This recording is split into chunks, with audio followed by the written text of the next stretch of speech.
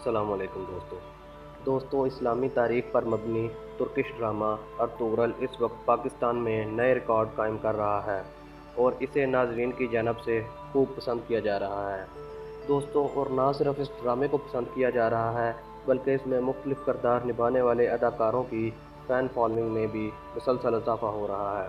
دوستوں، پاکستانیوں کی محبت اور پذیرائی کی وجہ سے اب تک اس ڈرامے کے کئی کردار پاکستان آنے کی خواہش کا اظہار کر چکے ہیں دوستوں، ڈرامے کی مرکزی کردار حلیمہ سلطان یعنی اسرا بیلجک کی گزشتہ کچھ دنوں سے ایک لڑکے کے ساتھ تصاویر سوشل میڈیا پر وائرل ہو رہی ہیں اور مداح یہ جاننے کو بےتاب ہیں کہ یہ لڑکا کون ہے۔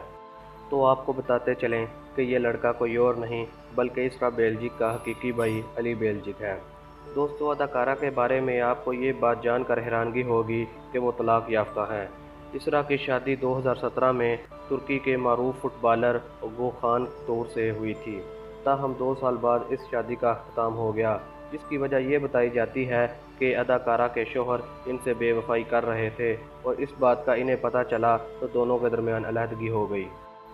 دوستو، واضح رہے کہ ارطغرل غازی ڈرامے کی کہانی 13ویں صدی میں سلطنت عثمانیہ کے قیام سے قبل کی ہے اور ڈرامے کی مرکزی کہانی ارطغرل نامی بہادر مسلمان سپہ سالار کے گرد گھومتی ہے، جنہیں ارطغرل غازی بھی کہا جاتا ہے۔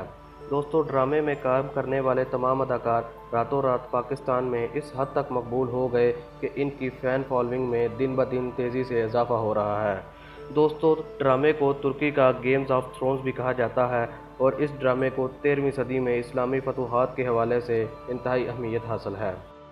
دوستو، اس ڈرامے میں دکھایا گیا ہے کہ کس طرح 13ویں صدی میں ترک سپہ سالار ارطغرل نے منگولوں، صلیبیوں اور ظالموں کا بہادری سے مقابلہ کیا اور کس طرح اپنی فتوحات کا سلسلہ برقرار رکھا۔ ڈرامے میں سلطنت عثمانیہ سے قبل کی ارطغرل کی حکمرانی، بہادری اور محبت کو دکھایا گیا ہے۔ دوستو، یہ ڈرامہ پاکستان میں اردو زبان میں پیش کیے جانے سے قبل ہی دنیا کے 60 ممالک میں مختلف زبانوں میں نشر کیا جا چکا ہے۔ دوستو، یہ ڈرامہ 5 سیزنز پر مشتمل ہے،